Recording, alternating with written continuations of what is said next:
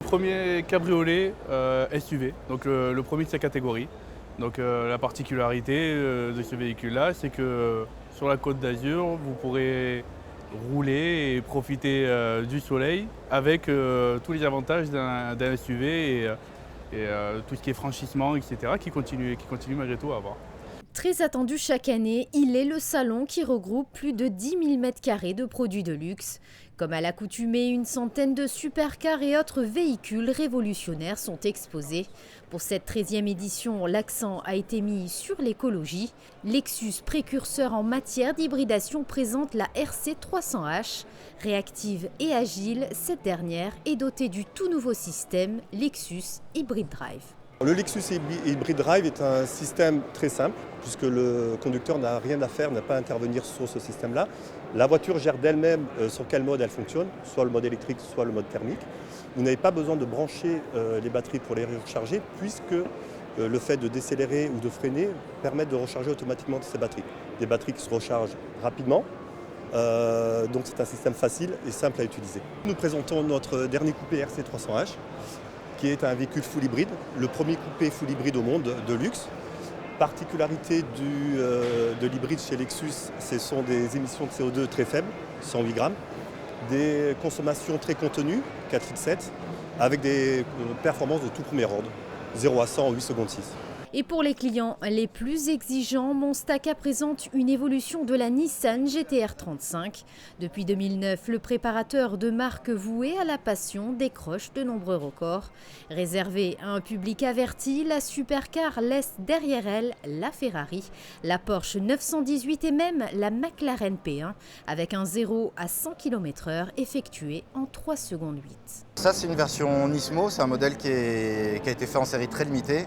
Il n'y en a eu que 6 qui ont été rentrés en France et il n'y en a plus que 4 qui sont sur le territoire, dont 2 qui sont à Monaco.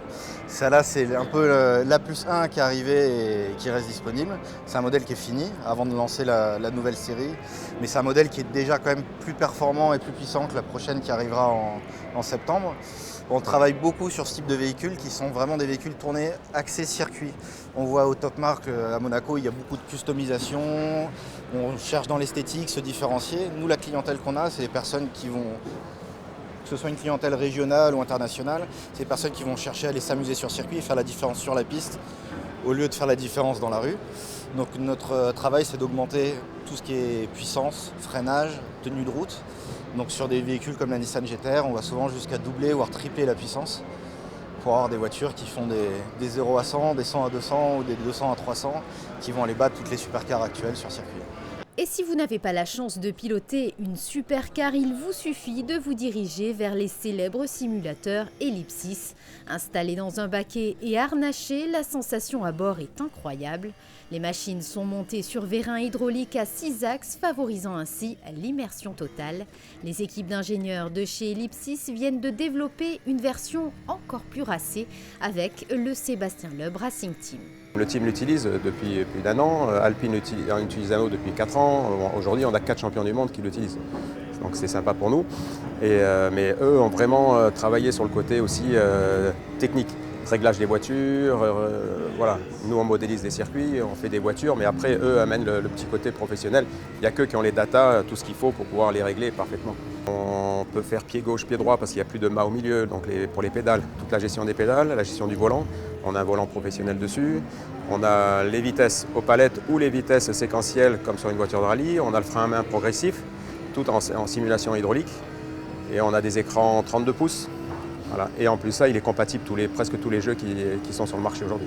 Le salon Top Mark est à découvrir jusqu'à dimanche au Grimaldi Forum.